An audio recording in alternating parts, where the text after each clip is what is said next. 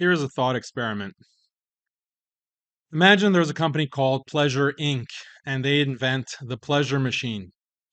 You strap a person in, pull down the virtual reality helmet, plug in a few diodes into the skull that tap into the pleasure centers of the brain. You pull the switch, and then pure unadulterated bliss. The brain implants and the VR are so powerful that any pleasurable experience you want to have, you can have it. You can satisfy basic bodily pleasures, but the tech is so advanced that you can simulate any desire. You want to vacation on the beach with supermodels? No problem. You want to travel the world and sample cuisine from every region? No problem. Every form of pleasure and entertainment is now at your fingertips. The pleasure machine comes on market and is heavily advertised. People start using it for recreation on the weekends, but the machine works too well. People can't get themselves off of it. Eventually, pleasure machine users are strapped in for 10, 15, even 20 hours a day. They can't stop using it. The constant supply of dopamine is too much to resist. Before the pleasure machine, people had time for their extended families. People would get together with aunts, uncles, cousins. If you had elderly parents, you would take care of them. If you had grandparents, you could spend time with them. But as more people get hooked on the pleasure machine, there's no time for extended family. And let's be honest, what's more fun, fulfilling any fantasy or sitting and talking with grandma? As the pleasure machine continues to spread, the whole concept of extended family dies off. People only have time for their spouse and their kids, but even this nuclear family gradually becomes too much of a burden. The only thing that people want to do is to plug themselves in. Over time, pleasure machines get a bad reputation for disrupting families and sales start to drop. Pleasure Inc. realizes it needs a new strategy. First of all, let's improve the machine so that people don't have to worry about unplugging themselves to eat. Anything the body needs biologically can now be supplied by the machine so that hypothetically you can stay plugged in nonstop. Second, let's get the government to subsidize the machines. We want to make sure that anyone who wants a pleasure machine can afford to get one, even if it takes government assistance. Third, more aggressive marketing techniques are needed. People who oppose the pleasure machine say that it destroys marriage, destroys families. Now they're even saying it destroys cultures and religions because maintaining culture or religious traditions requires people to make an effort, to work hard, to make personal sacrifices, not to mention maintain bonds with others. How can you do any of that if you're strapped into a pleasure machine for most of the hours of the day? In the beginning, religious people used the machines and then sometimes they'd miss prayers, sometimes they'd miss going to church. Then they start missing major holidays like fasting in Ramadan and other important cultural communal rituals. So the opponents of the pleasure machines now claim that the product not only destroys marriage, family, and culture, but also community and religion.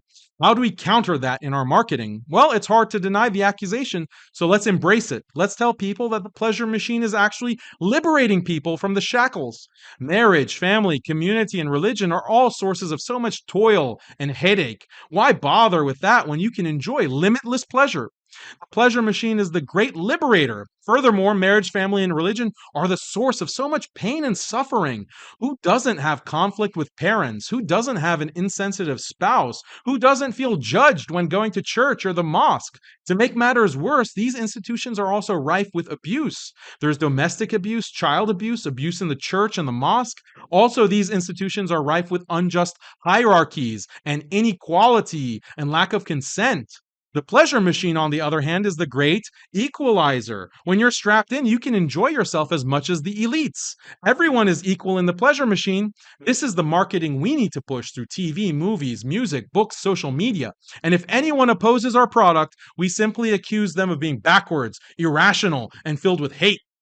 How can you reject liberation and equality? Are you a fan of domestic abuse? Are you a fan of child molestation, of white supremacy, of religious bigotry? What are you, some kind of terrorist? Pleasure Inc. realizes that the older generations are going to be wiser and won't be the biggest advocates of their product because they have more life experience and know the value of life unplugged. So Pleasure Inc. focuses on the younger generations with targeted ads on TikTok and elsewhere. Pleasure Inc. also wants its message of equality and liberation to reach youth in schools. Let's make sure that all schools raise awareness about the benefits of using the pleasure machine and how not using it can cause pain and suffering in life. Adoption of the pleasure machine continues to spread at a rapid pace, and Pleasure Inc. decides to break into new markets internationally. The only problem is many countries are banning the pleasure machine. They don't want their societies being disrupted, their cultures and religions being wiped out with the introduction of this technology. But due to heavy lobbying, Pleasure Inc. has infiltrated every level of Western government, and they leverage their connections to pass new international law.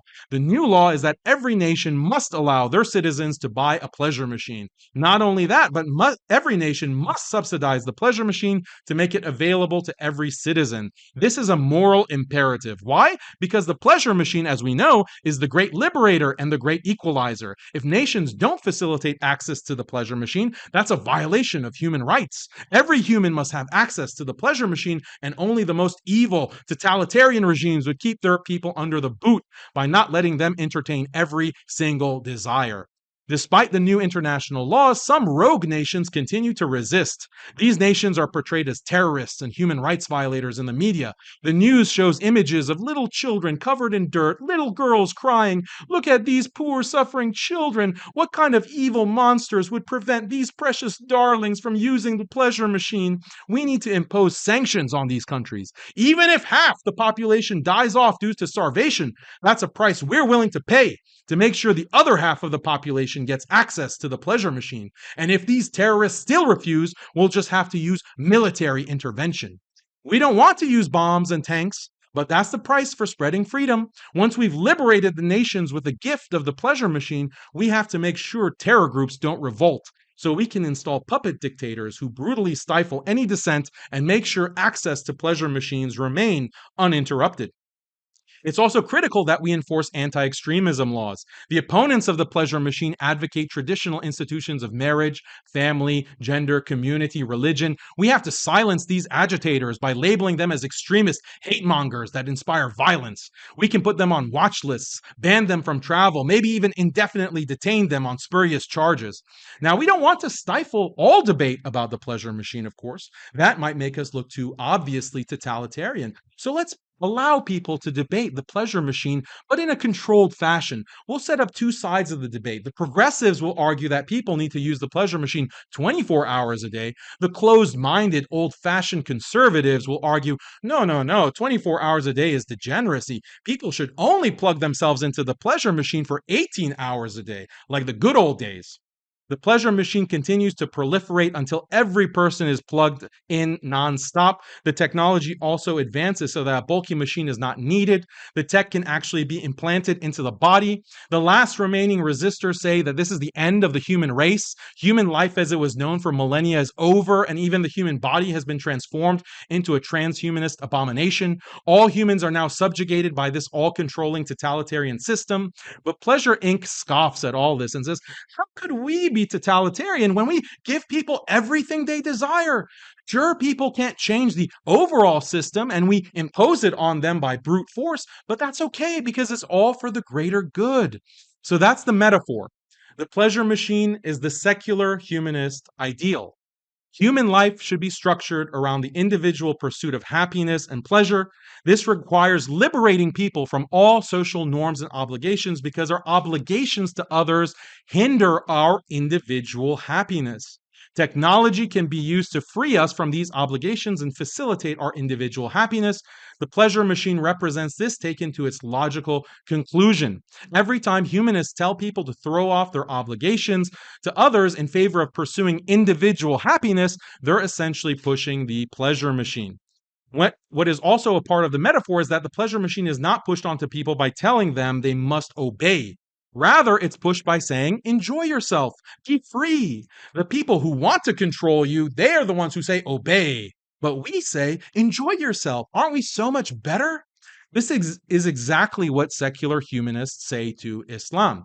But the reality is, secular humanism is a totalitarian system of liberation and equality that has been imposed on the entire world. It's a system that gradually, and I emphasize this, gradually destroys basic human institutions like marriage, family, community, religion, and ultimately the human race itself. And whoever resists it is considered a fundamental extremist who must be brought to heel.